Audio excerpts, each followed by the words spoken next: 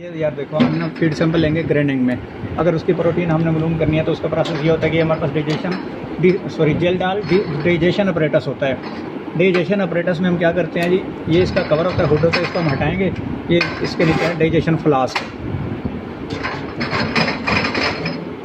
ठीक है जी। इस फ्लास्क में सबसे पहले हम 2 ग्राम ग्राइंडिंग फीड सैंपल लेंगे। 2 ग्राम फीड सैंपल इसमें लेके उसके बाद हम 5 ग्राम लेंगे डाइजेशन मिक्सचर। डाइजेशन मिक्सचर क्या होता है जी, वो होता है 3 चीज़ों की कंपोजिशन होती है, K2SO4, FeSO4 और CuSO4। जो K2SO4 होगा वो होगा 90 ग्राम, जो FeSO4 होगा वो होगा 5 ग्राम और जो CuSO4 होगा वो होगा 10 ग्राम। ये मिला के तीनों चीज़ें इसी मिकदार में तो हमारे पास बनेगा डाइजेशन मिक्सचर। 5 ग्राम डाइजेशन मिक्सचर लेंगे, 2 ग्राम फीड सैंपल लेके इसमें डाल के अलग-अलग फिल्टर पेपर में ले लें या एक में ले लें। इसमें डालने के बाद हम इसमें सबसे डालेंगे 25 ml कंसनट्रेटेड H2SO4। जो कंसनट्रेटेड H2SO4 होता है वो होता है हमारे पास 95 to 99 के दरमियान होता है। 95 to 97 भी हो सकता है, 97 to 99 भी हो सकता है, 97 to 8 भी हो सकता है, यानी कि 95 to 99 के दरमियान होता है कंसनट्रेटेड H2SO4। वो है, इसमें डालने के बाद ये इसके ऊपर हुड लगा देंगे। ये डब्बा है, इसका हुड ट्रैप, ये इसका ऑन ऑफ का बटन है, ये बटन दबाएंगे, ये इसकी परसेंटेज है एनर्जी। सेंटीग्रेड में नहीं है ये, इसकी टेम्परेचर सेंटीग्रेड में नहीं है। सेंटीग्रेड में क्यों नहीं है कि इसको हीट काफ़ी चाहिए होती है, लिहाजा इसके अंदर हमने यानी कि एलिमेंट लगे होते हैं काफ़ी, तो ये इसको सही तरह मेजर नहीं कर सकती, तो इसके लिए हमने इसको परसेंटेज में रखते होते हैं। ये इसका बटन इसके लेवल पे, जैसे कि पंखे का वो डिमर ट्रैप होता है, इसका एक लेवल है। सबसे पहले हम बता रहा हूँ, अभी बहुत मैंने बताया नहीं। सबसे पहले इसका रखते हैं हम 60 पे, 60% पे रखेंगे पहले 1 घंटे के लिए। जब ये देखें, ये इसका वाइट है, ये 0 पे है, अब ये 4% पे, ये 25% पे, ये 40 पे, ये अब 60% पे आ गया। 60% पे हम इसको रखेंगे 1 घंटे के लिए। 1 घंटा रखने के बाद इसको हीट जब मिलती रहेगी, इसमें क्या होगा जी, सबसे पहले उसका कलर नीचे ब्राउन हो जाएगा। जो ही ब्राउन होगा इसका टेम्परेचर हम 80 पे कर देंगे 1 घंटे बाद। पहले हमने क्यों नहीं 80 किया, इसमें सल्फ्यूरिक एसिड था, वो बॉयल होकर ऊपर ज़ाय भी होता, जो ऊपर कर रहा होता उसका भी नुकसान होता। उसके बाद हम क्या करेंगे जी, 1 घंटे बाद निकाल के दे दीजिए। ऐसे देख लो, इसको ऊपर रखा, ये देख नीचे नज़र आ जाएगी। ओके, वैसे भी यहाँ तक तो ऊपर आ ही रहा होता है, वैसे आपको नज़र आ जाएगा कि ब्राउन है या क्या है। ऐसे उठा के देख लें। उसके बाद नेक्स्ट हमने रखना है इसको, फिर 80 पे जब करेंगे 80% पे इसकी हीट, उसमें क्या होगा जी, सबसे पहले ये ब्लैक से ब्राउन हो जाएगा, ब्राउन से ब्लू हो जाएगा, ब्लू से कलरलेस यानी कि ग्रीन टाइप ऐसे हो जाएगा, ग्रीन डैश था। जब इसको ये होगा तो कम अज़ कम इसको ये 6 घंटे लगेंगे, कम अज़ कम 6 घंटे बाद। अच्छा, उसमें ये यूनिट है इसका क्या काम होता है जी, इसमें ये फ्यूम्स उड़ते हैं। जो ही फ्यूम्स इसमें इकट्ठे होते हैं, यहाँ पे ये सक्शन यूनिट कहलाता है, इसमें पंप लगा हुआ है।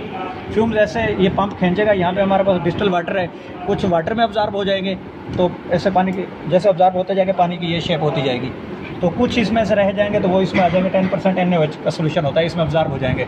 6 घंटे बाद ये हम डाइजेशन फ्लास्क निकालेंगे। उसके बाद ये लेंगे, इसको क्या बोलते हैं, फ्लास्क। आपको तो आनी चाहिए, आपको ना नाम फोकस करनी है। इसको बोलते हैं मेजरिंग फ्लास्क। हाँ जी, ठीक है, मेजरिंग फ्लास्क, ये यानी कि मेजर होती है। ये हमारे पास 250 ml यहाँ पे है, 0.15 ml प्लस या माइनस हो सकती है। उसके बाद जो इसके नीचे सोल्यूशन बच जाएगा 6 घंटे के बाद ग्रीनिश सा, उसमें थोड़ा सा पानी ऐड करेंगे। ऐड करते वक्त ये ख्याल करना है कि वो गर्म ना हो, फिर वो बॉयल होना शुरू हो जाएगा, क्योंकि गर्म होगा तो H2SO4 ही उसमें है। थोड़ा सा जैसे नॉर्मल गर्म हो, उसको मैं थोड़ा सा पानी ऐड करके इस यहाँ पे कीफ लगा के इसमें डाल देंगे। थोड़ा सा उसमें और पानी डालेंगे, हिलाएंगे। इसमें एक पॉइंट ऐसा आए कि ये भी कंप्लीट हो जाए और वो फ्लास्क भी क्लीन हो जाए। अगर फ्लास्क में कुछ पीछे रह गया डाइजेशन फ्लास्क में, ये आपका पूरा हो गया तो आपके 6 घंटे पिछले जाएगा। ये भी क्लीन हो, ये भी, हाँ कोशिश करें ये इतने पानी में ही बेशक क्लीन हो जाए, ऊपर आप डिस्टिल वाटर ऐड कर सकते हैं। मेन शर्त आपकी ये है कि ये क्लीन होनी चाहिए। इसमें से जो है आपका जो डाइजेस्टेड मिक्सचर नीचे पड़ा है वो क्लीन होना चाहिए, ये ट्यूब वॉश होनी चाहिए, बस। ये हमारे डाइजेशन हो गई, डिल्यूशन हो गई। अब हम करते हैं इसकी डिस्टिलेशन और टाइट्रेशन। डिस्टिलेशन ऑपरेटर्स उनको आने दो।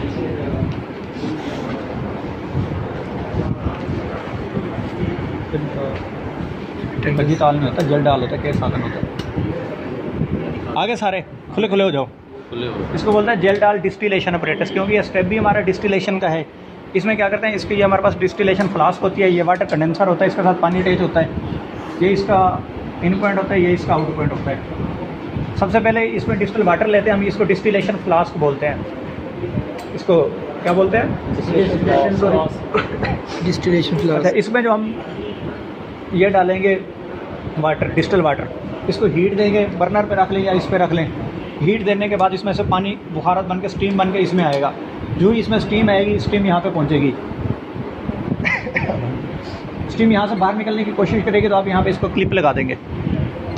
अब स्टीम यहाँ से नहीं निकल रही, यहाँ से निकलने की ट्राई करेगी या यहाँ से निकलने की ट्राई करेगी। जो ही स्टीम यहाँ पे बनना शुरू होगी, आप यहाँ पे सोल्यूशन तैयार रखेंगे।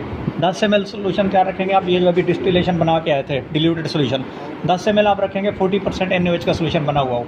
ये दोनों सोल्यूशन जो ही इसमें भाप आना शुरू हो, यहाँ पे हीट बनना शुरू हो, आप इसमें ऐड कर देंगे। ये हटा के बर्फ़ बताइएगा भाई कैसे ऐड करना है। ये हटा के वो आपके पास मैयर हुआ वो पड़ा होगा बीकर, उसमें मेयरिंग सिलेंडर में ग्रेजुएट यार वो आ रही है ना ऑलरेडी। अभी तो इसमें सिर्फ स्टीम ही है ना, थोड़ी सी निकल रही है, उससे हमें कोई फर्क नहीं पड़ता। कब तक ऐड करेंगे? हाँ, हीट इसको करेंगे जब इसमें सैंपल हम डालेंगे ना, जब यहाँ पे स्टीम बन रही हो, यहाँ पे बुखारत बनते आपको नज़र आएंगे। अब हम इसमें सैंपल डालेंगे और 40% NaOH का 10 ml सोल्यूशन भी डालेंगे, फिर इस पर से आप क्लोज़ कर देंगे। डालने के लिए तो हटा सकते हैं ना इसको। ये क्लोज़ करने के बाद यहाँ से भी क्लोज़ है, यहाँ से भी क्लोज़ है, उधर से पानी भी हमने चलाया हुआ है वाटर कंडेंसर पे, तो यहाँ से स्टीम आ रही है। स्टीम के साथ ये जो अंदर हमने दोनों सोल्यूशन डाले हैं, ये स्टीम के साथ रिएक्शन करके अमोनिया गैस बनाएंगे। अमोनिया गैस अब यहाँ से भी नहीं निकल सकती, यहाँ से भी बंद नहीं निकल सकती, यहाँ से ऑलरेडी स्टीम आ रही है, यहाँ से भी नहीं निकल सकती। यहाँ से बाहर निकलने की ट्राई करेगी वेपर बन के। जब यहाँ से बाहर निकलने की ट्राई करेगी तो यहाँ पे पानी चल रहा होता है, वेपर यहाँ पे ठंडे होकर ड्रॉप बन जाएंगे। ड्रॉप अभी यहाँ पे हम क्या जो ही ऊपर डालेंगे ना, यहाँ पे भी एक और सोल्यूशन हमारे पास तैयार होना चाहिए 4% बोरिक एसिड का। जो 4% बोरिक एसिड का 10 ml बीकर छोटे में सोल्यूशन होगा, उसमें हम 2 से 3 ड्रॉप मिथाइल रेड इंडिकेटर के डाल देंगे। जो ही उसमें हम डालेंगे वो 4% बोरिक एसिड का सोल्यूशन वाइट होता है, उसमें जो ही 2 से 3 ड्रॉप डालेंगे उसका कलर पिंक हो जाएगा, बिल्कुल पिंक हो जाएगा। उसको जो ही इसके नीचे रखेंगे, इधर से अमोनिया उसमें ऐड होगी, एक पॉइंट ऐसा आएगा कि उसका कलर दोबारा चेंज होना शुरू हो जाएगा पिंक से। जब जिस पॉइंट पे कलर चेंज होना शुरू हो, हमने टाइम नोट करना है, टाइमर लगा देना है। टाइमर इसलिए लगाना है हमने कि 2 मिनट के लिए। जब 2 मिनट पूरे होंगे इसको हटा लेना है। ना 2 मिनट से ज़्यादा देना है, ना ही कम देना है। आप एक लगातार 10 सैंपल कर रहे हैं ना, किसी को 2.5 मिनट दे रहे हैं, किसी को 1.5 मिनट कर रहे हैं, तो उनका बेशक सैंपल एक ही होगा, उनका रिजल्ट डिफरेंट होगा, क्योंकि उसमें थोड़ी ऑब्जर्व हुई होगी, उसमें ज़्यादा ऑब्जर्व हुई होगी। तो उसके बाद इसका जो कलर होगा मेरे ख्याल में लाइट ब्राउन हो सकता है या बिल्कुल वाइट हो सकता है। इसको हटा लेंगे, ये आपकी डिस्टिलेशन कंप्लीट। इसको हटा के इसमें पानी डालेंगे, ये क्लिप खोल देंगे, यहाँ से जो अंदर सैंपल खड़ा वो वॉश हो जाएगा, दूसरे के लिए ये रेडी हो जाएगा। ओके, अब ये होता है हमारे पास नेक्स्ट है टाइट्रेशन। टाइट्रेशन में हम क्या करते हैं, ये हमारे पास 0.1 नॉर्मल H2SO4 का सोल्यूशन होता है। इसको ऑटो ब्यूरेट बोलते हैं। इसको ऐसे दबाएंगे तो ये ऊपर से पानी आएगा, इसका लेवल 0 पे कर देगा। 0 पे करने के बाद ऐसे उसमें इसको दबाएंगे तो ये ड्रॉप बाई ड्रॉप नीचे गिरेगा। जो ही ये ड्रॉप बाई ड्रॉप नीचे उसमें गिरेगा, जो हमारे पास नीचे 4% बोरिक एसिड का सोल्यूशन जो कि यहाँ से टाइट वो डिस्टिलेशन होकर वाइट कलर में आया था, जो ही ये ड्रॉप बाई ड्रॉप गिरेगा, उसका एक पॉइंट ऐसा आएगा कि दोबारा वही पिंक कलर आ जाएगा। जिस पॉइंट पे वो पिंक कलर आएगा वो रीडिंग हम नोट कर लेंगे। वो रीडिंग नोट करने के बाद फार्मूला है, अब सबको इकट्ठे लिखवा दूँगा। फार्मूला लगाएंगे, उसमें जब फार्मूले में ये रीडिंग नोट करेंगे तो आपके पास जो इसमें जवाब आएगा वो होगी नाइट्रोजन की परसेंटेज। और नाइट्रोजन की परसेंटेज को आप 6.25 से मल्टीप्लाई करेंगे तो आपके पास प्रोटीन की परसेंटेज आ जाएगी। ओके, किसी का कोई क्वेश्चन?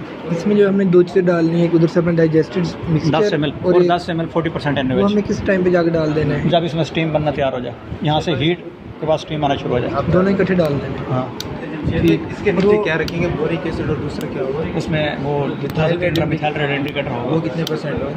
अच्छा, 2 से 3 ड्रॉप होगा।